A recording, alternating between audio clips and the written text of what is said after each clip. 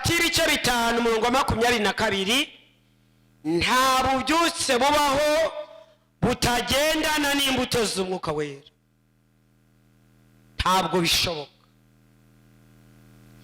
Izo mbuto z'umwuka rero ni zihe? Abagalati ibice 5:22 soma ngewe ndakora resume y'izo mbuto z'umwuka 9. Somera ijambo. Abagalatiya ibice 5:22 haranditse ngo ariko rero imbuto z'umwuka n'urukundo n'ibyishimo n'amahoro no kwihangana no kugira neza n'ingeso nziza no gukiranuka no kugwa neza no kwirinda. Ibimeze bityo nta mategeko abihana. Ubundi ntabwo bihanwa n'amategeko. Ibimeze bityo nta mategeko abihana. Hanyuma nshirira kurekara. Imbuto y'umwuka ya mbere ni urukundo. Andikaho number 1 urukundo.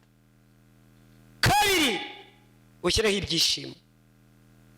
3 ushyiraho amahoro. 4 ushyiraho kwihangana. 5 ushyiraho kugira neza. 6 ushyiraho ingeso nziza. 7 gukiranuka. 8 kugwa neza. 9 kwirinda. Duhere ku cyambere rero aho ububyutse buri byanze bikunze urukundo birashoboka. Mu yandi magambo cyaci iri mu bubyutse, itorero riri mu bubyutse barakundana.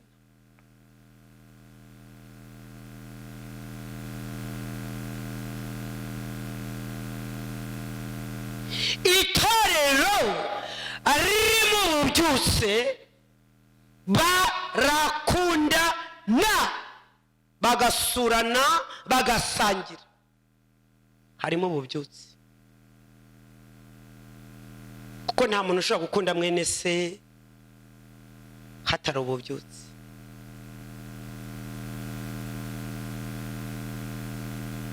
Ngize imbuto z'umwuka. Baravuga ngo izi nizo mbuto z'umwuka zikwiriye abihannye, ubundi nizingize. Kandi buriya agakiza ntabwo ari impano, agakiza n'imbuto. Kanongere nsubiremo. Byo guhanura shyira ku ruhande. Cyo kwerekwa n'ibindi ngo ibintu byateye ngo umukozi w'Imana w'icyamamana umukozi w'Imana shyira ku ruhande. Ariko impano zitandukanye, agakiza n'imbuto. Impano nazo ni impano biri apare. Aho ububyutse buri byanze bikunze urukundo rurahari. Korari iri mu bubyutse barakundana bagasangira. Yo korari iri mu bubyutse. Ariko iyo ari igihe cy'ubuhenebere bararyana. Iyo ari igihe cy'ubuhenebere bwo mu mwuka bararyana. Ubuhenebere bwo mu mwuka iyo bwahageze abahanuzi bararyana. Uko niko kuri. Bisobanura ngo aho ububyutse buri byanze bikunze urukundo rurahari.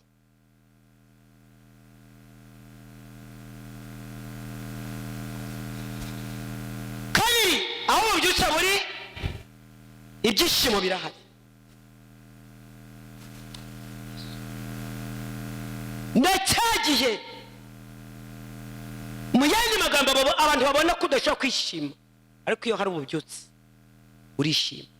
Malgré urugamba wenda rw'amagambo ko buri cyo urya, gukena, kwambara ubusa, ko buri cyo wambara, ariko bakabona uranezerewe. Ni ububyutse. Mu yandi magambo ni presence y'Imana ku buzima bwawe. Niyo mpamvu wishimye mu gihe kitari cyo kwishima. Haleluya, haleluya. gatatu ndi kwirukanka kuko mfite message z'abantu aho ububyutse buri byanze bikunze amahoro arahari ariko iyo hari ubuhenebere ni ukuryana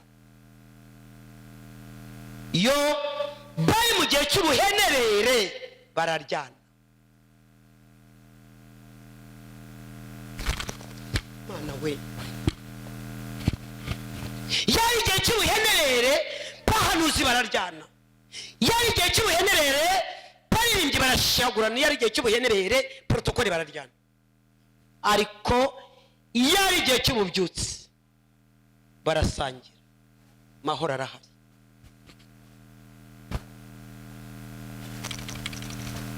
Yesu nashi kane ya ari igihe cy'ububyutse kwihangana birashoboka hahirwa uwihanganira ibumugerageza kuko namara kwemerwa azambika ikamba ry'ubugingo buhoraho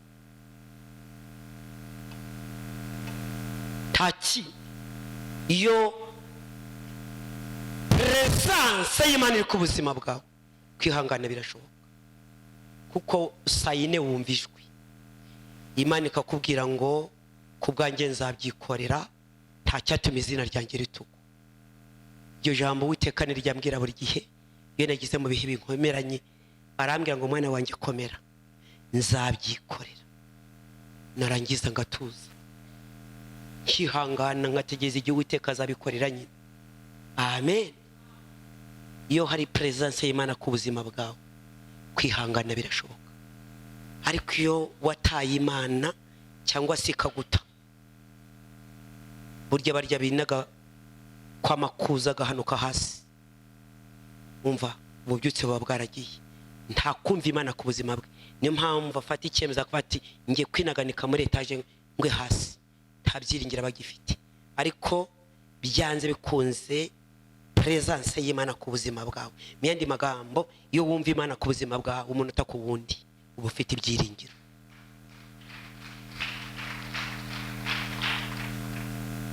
amen iyo ushonje uravuga uko bimeze kose hari igihe nzarya yari amagambo uravuga uti ko bimeze kose amagambo azarangira hari umuntu wese kumbwira ngo ikigeragezo cy'amagambo kimumereye nabi arambwira ngo arumva yanakwiyahura ndamubwira ntumva nkubwira ijambo rimwe amagambo agira igihe akagira n'igihe arangirira turi kumwera amagambo agira periode ubundi agashira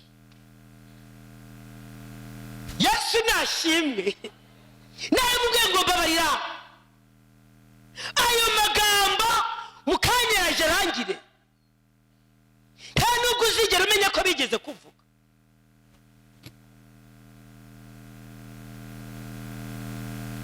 Yesu nashimwe gatanu ahari ububyutse kugira neza no kugwa neza birikora reka mbishyire hamwe ibyo bintu uko ari bibiri kugira neza no kugwa neza ahari ububyutse no kunyerera ukagwamo ku makaro ahari ububyutse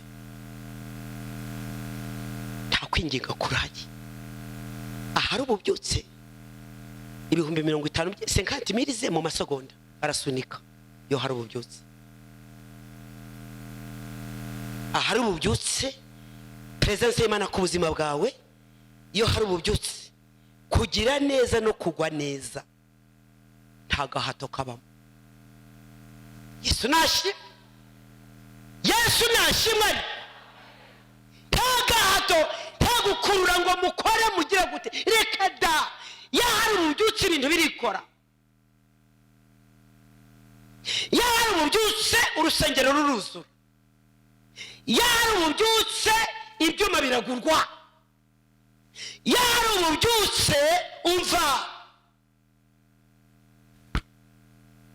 umuntu ahagara hano agashima akavuga ati ubu kumundeba hariho tumaze iminsi kubera ko mbakora urubuga rwa hano mu Gashyushya turi gukotiriza witabye Imana tumaze iminsi turi gukotiza kuri uru rubuga mbaho rwa hano mu Gashyushya atagira mituweli. Ariko nashatse kubaza kuri urwo rubuga ngo muri iki kinyejana koko ninde muntu utagira mituweli? Arinda kwitaba Imana atagira mituweli? Nta bantu abana nawe, ntabamukikiye. Ariko numvise ngize agahinda. Ahari ububyutse nta wabura mituweli undi afite mituweli. Umuntu ashobora guhagarara hano akavuga ati nabuze mituweli. Ahari ububyutse ni amasogonda kumubwira uti ndakugura mituweli n'umuryango wose. Iyo hari ububyutse, iyo hari ububyutse barasangira yewe. Niyo mpamvu abigishwa bakera basangiraga ibyabo. Burya bwari ububyutse ngo nta wagiraga igomwa ku kintu cye cyangwa se ngo yikubira rye wenyine. Ariko iyo uzabi iyo ari ubuhenebere bwo mu mwuka se n'utuntu twanjye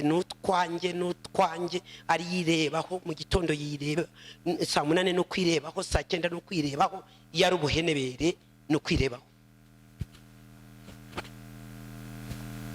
N'igiceri cya 50 nta cyaguha iyo ari mu buhenebere bwo mu mwuka. Iyo hari ububyutse, kugira neza no kugwa neza birikora.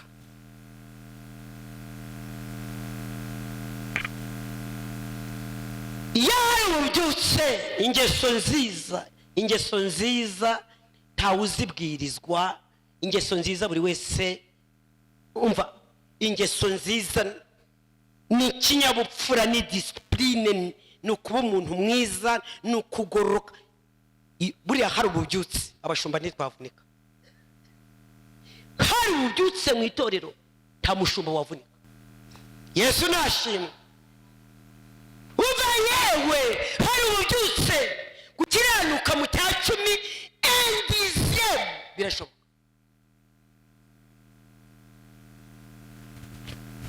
Aba duhuje imyizerere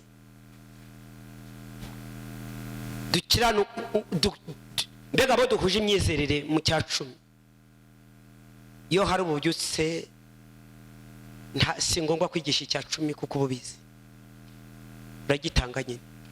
Iyo hari ububyutse, ariko iyo ari igihe cy'ubuhenebere ni ukuvuga ati ariko buriya biriya bya 10 hariya ngo bimaze iki? Kandi yarabisomye muri Bibiliya. Njya gutanga icya 10 mu itorero nasengeragamo, nagisomye muri Marake. Nta mushumba wabintegetse, mbabwiza ukuri. Nabisomye muri Marake, ndavuga ngo nabaye muri Gatolika badatanga ibya 10. Maze gusoma amagambo yo muri Marake, mungeragereshe kimwe cya 10. Murebe imigisha ngo ndayibagomororera. Yosefa we, iyo mpagaze hano mbagira ngo complete, mbangira ngo nyunganire. Amen. Nahise ntangira gutanga icya 10 nta gusubira inyuma n'umusi warimo. Kandi ubwo yarabisonye muri Bibiliya biranditse, bagatangira kuzamura itiko atari ko buriya ibyo bya 10 bura si byo barya. Buri ubwo mu matumukunde yiharaje mu bya 10 ntiwabona afite crise. Uwo wabona yagize crise akaba ariyo mpamvu yiharaje mu bya 10. Iyo ari umuntu ari mu buhenebere ni kwamera, ahubwo ni tiko. Umuntu wese uri mu buhenebere agira ibintu bita mechanisme de défense ku kintu cyose. Arisobanura we. Umuntu uri mu buhenebere ko yisobanurara. Iyo mbonye umuntu rero ari muri ibyo bihe ndamureka, kuko umuntu uri mu buhenebere bwo mu mwuka nta kintu atakora. Mama Muhoza we, ngufitiye message. Yesu nashimwe.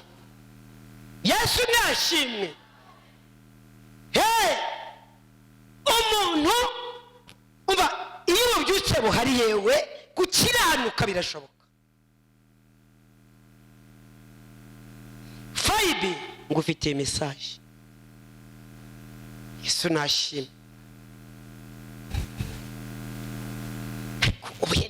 Hura n'umuntu wageze mu buhenebere bwo mu mwuka, muhure muvugane gatoya, maza kwereke uko intama zambara. Narangiza kubwira ijambo kigeze wumva mu buzima n'umusi wari wibaze niba ari we cyangwa niba ariko aho ububyutse buri nta mpagarara, aho ububyutse buri duca bugufi, aho ububyutse buri nta ntonganya, aho ububyutse buri abantu baruzuzanya, aho ububyutse buri abantu bagirana inama.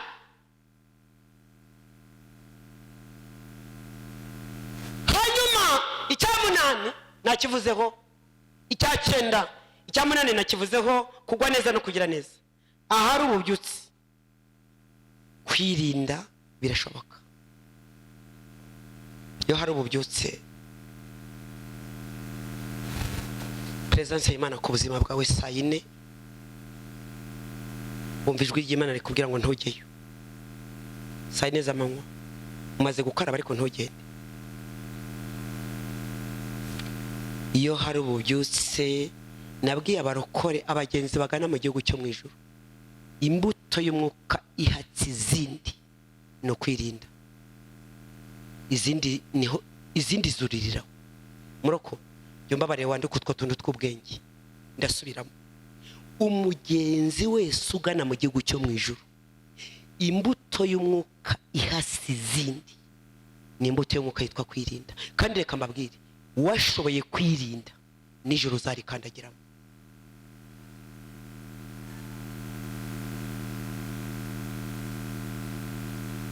Kansubiremo yemwe bakobwa, yemwe basore, yemwe bamama, yemwe mbabwije ukuri, umuroko. Hanyuma narababwiye ngo mu Kristo ushaka ibirayi n'imigati, imbuto y'umwuka ihatse izindi no kwihangana ibirayi bikaza.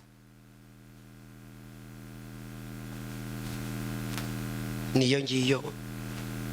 Ariko umugenzi ugana mu gihugu cyo mu ijuru wese, imbuto y'umwuka ihatse izindi ni ukwirinda.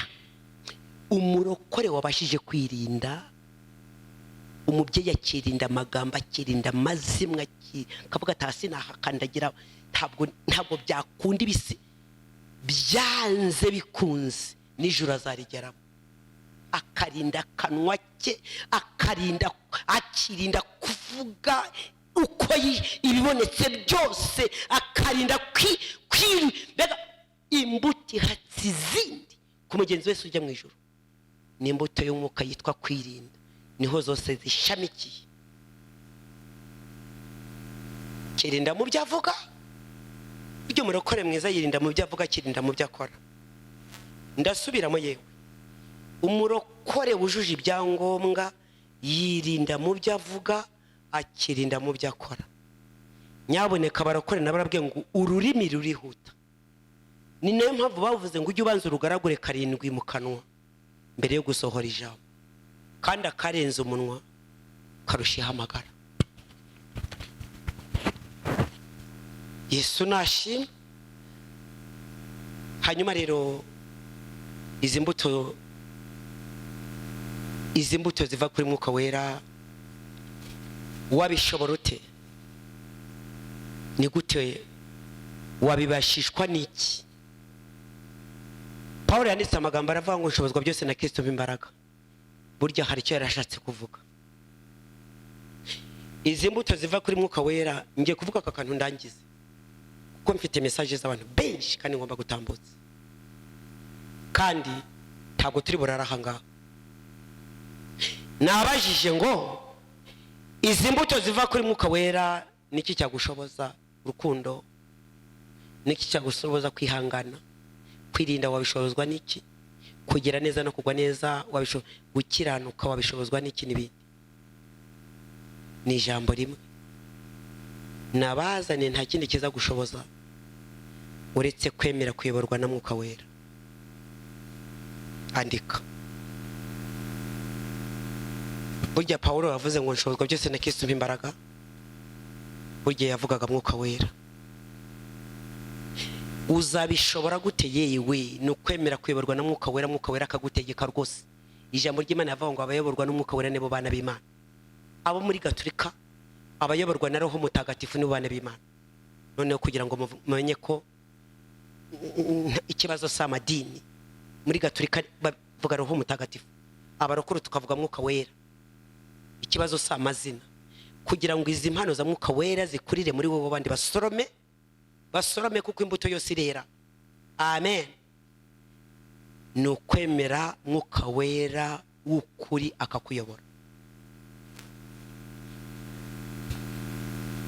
Mwami wanjye we, data wa twese, mwuka w'Imana nakwigezaye, ntaho nagera mwami nagufite, batukuboko nkamugendeshe, numva amajwi menshi animera ndi inyuma, ambwira yuko ntazagerayo, akanyereka abibwiraga ko bazagerayo nyamara. Amen.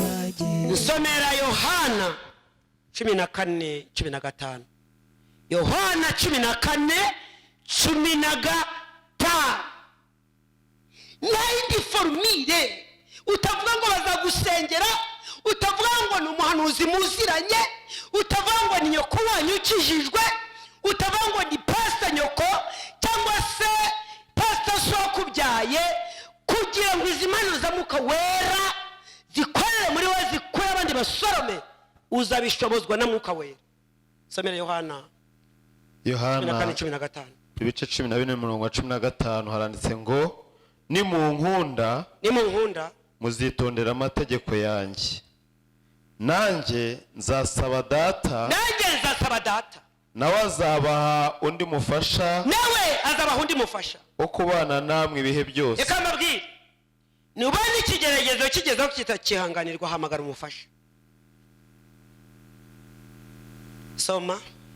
Niwe mwuka w'ukuri, ntibishoboka ko ab'isi bamuhabwa, kandi ntibishoboka ko ab'isi bamuhabwa kuko bataramu. Ongera uzamuke gatoya. Nimunkunda muzitondera amategeko yanjye, nanjye nzasaba data nawe azabaha undi mufasha, wo kubana namwe ibihe byose. Icara. Mwuka wera no ibihe byose, ntabwo ari w'amasaha. Mwuka wera so kubyina igisirimba hano. Mwuka wera uramwirirwana ukamurarana. Mwuka wera muragendana, muvana i Kigali mukagerana muri Amerika. Mwuka wera muvana mu rugo mugatahana ubukwe. Mwuka wera muvana mu rugo mukajyana mu isoko. Mwuka wera utemewe kuyoborwa na mwuka wera. Nicyo kizagufasha kwera imbuto zikwiriye abihana. Yaba ari umuhanuzi, kugira ngo yarize imbuto ni mwuka wera.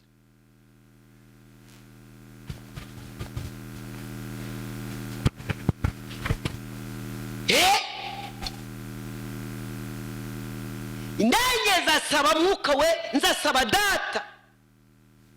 Ubanye urugamba rukomeye, hamagara umufasha. Nyoko mureke na nyoko wanyu kakwiri guzenguruka mu gasi atariko, mungira inama, bakugira inama zibikiza. Nabwiye abantu ngo ikintu umuntu atari kunyura muramugisha inama kugira ngo bigende bite, ko watagihagazemo arakugira ihe nama. Hamagara umufasha. Yesu nashimwe. Hamagara mwuka wera.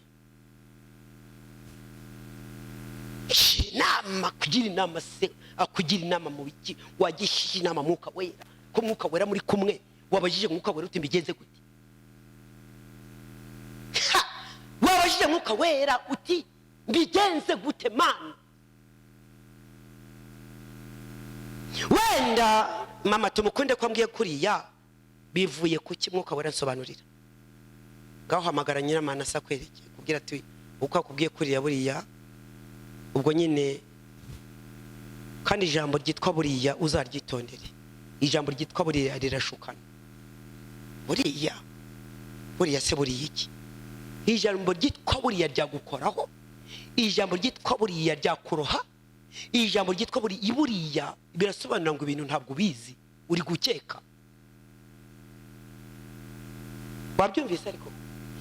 Buriya birasobanura ngo namakuru utazi, uri gukeka. baza mwuka wera yabazinzira mwuka wera yewe bantu tutamaranye igihe. Mwuka wera ni iki? Nibagiye kubabwira iryo jambo. Mwuka wera ni ijwi rituje wumva rikugeraho kandi rikuyobora neza. We ni umwuka wera. Benshi bakunda kuvuga ngo mbese ijwi rya Satani n'iry'Imana wabitandukanya gute? Mwuka wera ntashukana. Mwuka wera buri gihe akuyobora neza, arakubwira ati reka kuvuga ceceka. Ariko ijwi rya Satani akubwira ati komeza nawe ufite akanwa. Uwo ni Satani. Wowe wamututse, ariko wowe wamututse nta kanwa ufite. Iryo ni ijwi ry'abadayimoni. Ariko mwuka wera arakubwira ati ariko wamwihoreye. Mwuka wera ni iki? Ni ijwi rituje ryongorera rikugeraho kandi rikuyobora neza. Nguwo mwuka wera. Aho kugira ngo wirukankire mu bantu banzo baze mwuka wera, abantu bazakuyobya, abantu bazagushuka.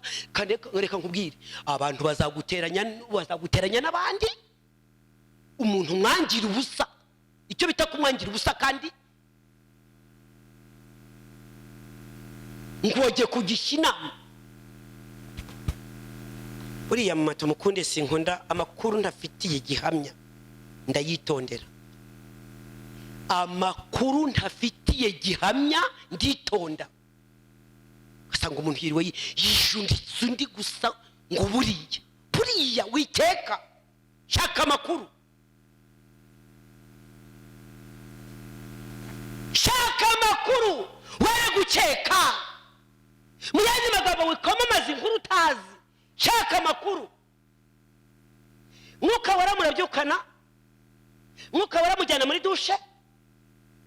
Mwuka wera mujyana mu isoko ukagura isombe muri kumwe. Mwuka wera ugura inyanya muri kumwe. Mwuka wera murahukana mukajyana mu bukwe. Mwuka wera murahorana. Mwuka wera usubiramo ngo mwuka wera mujyana ku kazi.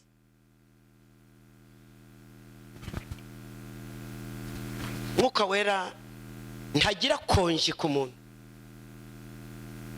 Kugira ngo izi mbuto z'umwuka wera zere muri karitsiye basorome, bamukorana basorome, bizagusaba kwemera kuyoborwa na mwuka wera. Turi kumwe cyangwa? Ariko izi nyigisho ziri kumvikana. Izi nyigisho zirimo kumvikana. Erega amagambo Imana yampishuriye ariko wa kabiri saa 4 za mu gitondo. Imana irambwira ngo utangire kubivugira Nyamata kuko niho muri bugeni mugoroba. Saa 4 z'amanywa nibwo Imana yambwiye ngo tegura icyumweru cy'ububyutse. Kandi ngiye guhembura abantu benshi baguye. Ikindi ubugingo bw'abantu bugiye kurokoka. Naho baba batanu mwijira impundu ziravuga. Naho yabo umwe. Uzi ko izi nyigisho zishobora kuzira abantu 15 bari bagiye kurimbuka. Imana ikavuga ati nyaboneka mungirire vuba dore bararimbutse. Naho yabo umwe. Riki warene yaranditse ngo naho yabo umwe mwijira impundu ziravuga. Yesu nashimwe. Haleluya. Baza mwuka wera. Rugamba niba rukomeye hamagara mwuka wera. Amagambo niba baye mwinshi hamagara mwuka wera mumaze ngo aya magambo ndayifatane. Niba ikigeragezo cy'ubukene cyageze baza mwuka wera ngo nditwara gute. Umufasha twasige. Uwo nguwo ngo azenda kubyanjye narangiza abahereza. Aravuga ati ndagiye nubwo mutakimbona ariko muzambona. Yesu nashimwe. Mwuka wera ngiye kubohereza azajya yenda kubyanjye ababwire. Yesu nashimwe. Haleluya. Haleluya. Baza mwuka wera aho gusara ngusaragura ikibaza mwuka wera. Mbere yo gusara ngusaragura ikibanzo baze mwuka wera. Yesu nashimwe. Bene data abantu bazabayobya baza mwuka wera. Abantu bazabateranya n'abandi baza mwuka wera. Yesu nashimwe.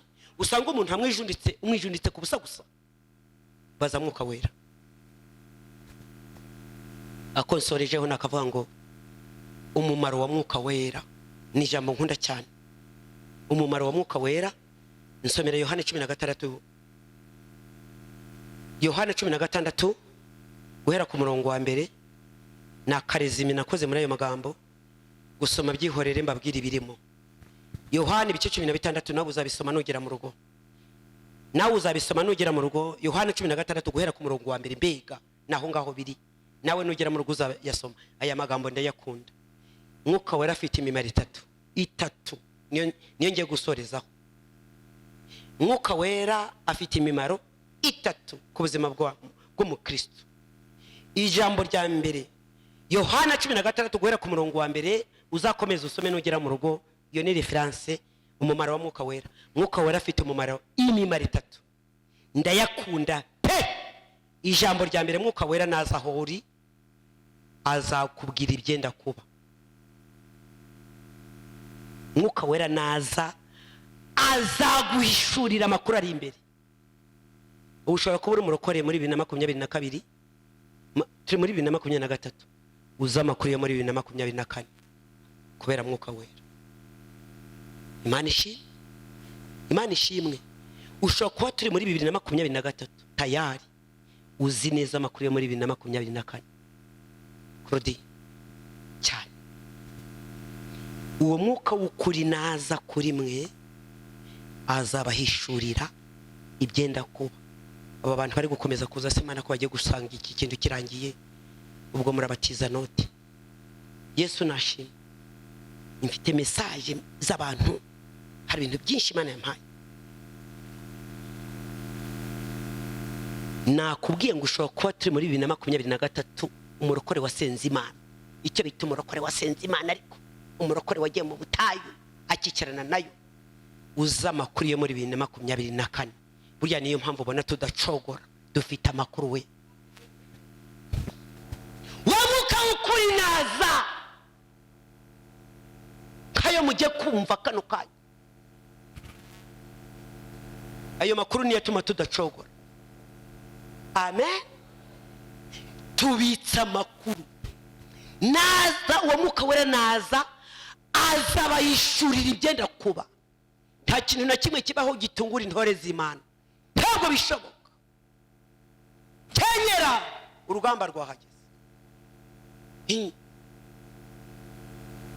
Ngewe njye gupfusha umugabo nabimenye amezi 6 mbere.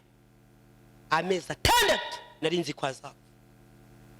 Amezi 6 nari nzi neza ko agomba kugenda. Nta kintu na kimwe gishobora gutungura umuntu w'Imana. Ntabwo bibaho yewe. Ntabwo bibaho. Nta intore y'Imana ntabwo itungura. Kere ko warangaye no tungurwa nibiye. Ariko iyo hari ububyutse byanze bikunze. Icyambere umumaro wa mwuka wera naza azabahishurira ibyenda kuba. Kabiri mwuka wera w'ukuri naza azabemeza iby'ibyaha. Buriya mu matumukundi naho navuga umva yewe ngahagara mu mujyi nk'abandi bo mu mujyi agatuza kakarangara. Mwuka wera niwe wemeza icyaha.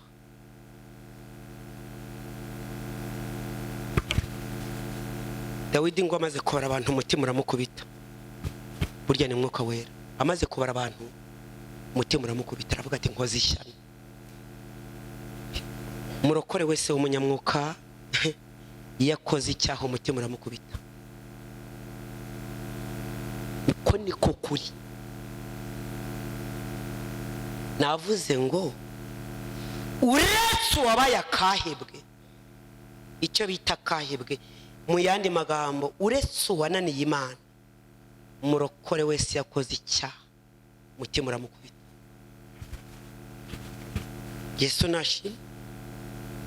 Yesu nashimwe ariko umwuka wera w'ukuri naza mama tumukunde nge sinashobora kwemeza. Akazi kacu nako guhagarara hano tukigisha. Burya n'ijambo mwuka wera ni wemeza. Amen. Ijambo rya gatatu umumaro wa mwuka wera wa gatatu. Mwuka wera w'ukuri naza azabayobora mu kuri kose. Ngiye imimaro itatu ya mwuka wera. Reka nze mbabwire abaroko mugerageze mwifuza amata y'umwuka adafunguye. Mwifuze mwuka wera no kuyoborwa n'uwo mwuka. kuko mwuka wera ntayobya. Barakubwira ngo warayobya, ariko iyo wavuganye n'Imana bihorere ubahe igihe. Buriya sinkunda kudisikita n'abantu, mbahe igihe kikazabisobanura. Mbahe igihe time igihe kikazabasobanurira. Ntugasakuza uri umurokore. Nta munyamwuka usakuza n'abapagani batakibwe mu mutima. Nubwo yaba ari umurokore ashobora kuba ari umupagani utarakebwe. Nakugisha impaka uzicecekere. Ubihe igihe kizabisobanura.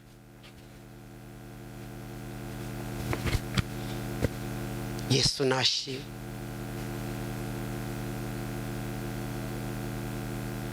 Navuze ngo isomo ry'uyu munsi Imana irambye mubwirira abantu ngo aho ububyutse buri. Amen. Byanze bikunze ububyutse bwose bugendana n'imbuto za mwuka wera. Rukundo ngibiriya biranditse. Amen. Kwihangana aho ububyutse buri muntu arihangana. Iyo tureba gutya Mana we wagize ngo kwihangana ninde udafite icyo yakwihanganira se? Ninde udafite ibimugerageza se? Ni niyo mpamvu amagambo ari muri Yakobo avuga ngo hahirwa wihanganiye umugerageza namara kwemerwa. Impamvu ayo magambo Paulo yanditse. Amena. Ubwo buhanuzi buri muri Yakobo byanze bikunze nuko dufite ibyo kwihanganira. Ayo magambo arumvikanye. Umumaro w'umwuka wera ni ibintu bitatu. Mwuka Yesu aravuga ngo ndagiye ariko simbasize mwenyine, ntabwo mbasize nk'imfubyi, kandi kiza nuko ngenda nzaboherereza umufasha. Rukundo rehesha ko nawe mufitiye message. Rukundo nawe mufitiye message. Yesu nashimwe. Haleluya. Ngaya magambo y'uyu munsi, umunsi w'ejo wacu ijambo rya nyuma ry'uburyutse uko umwuka azamuyobora niko azavuga. Ariko umunsi wa nyuma w'ejo nzaza gusengera abantu. Nzaza gusengera abantu. Nabimuteguje ndamubwira ngo ijambo rya nyuma ry'ububyutse umunsi w'ejo gahunda ni yawe. Ngewe nzaza nje gusengera abantu. Reka mbabwire barako uzashobora gute kwera imbuto zikwira bihanye ngo muri quartier basorome, famille yawe basorome, abo mwigana basorome, abana bawe basorome. Igihe kimwe wacu yigeze kumbwira kera, arambwira ati mama nukuri ko Imana warakijijwe, wowe papa siga yavuga ugaceceka, warakijijwe pe. Abana basorome, umugabo basorome, abavandimwe basorome, abo mugendana basorome, muri byo bigare kuri za kumbuga abo mu bana abo mwiganye basorome. Uzabishobora gute? Ni ijambo rimwe, ingingo imwe, no kwemera kuyoborwa na mwuka wera akagutegeka. Barokore ba Kristo mugerageze mwifuza amata y'umwuka adafunguye. Imana iduhana umugisha. Amen.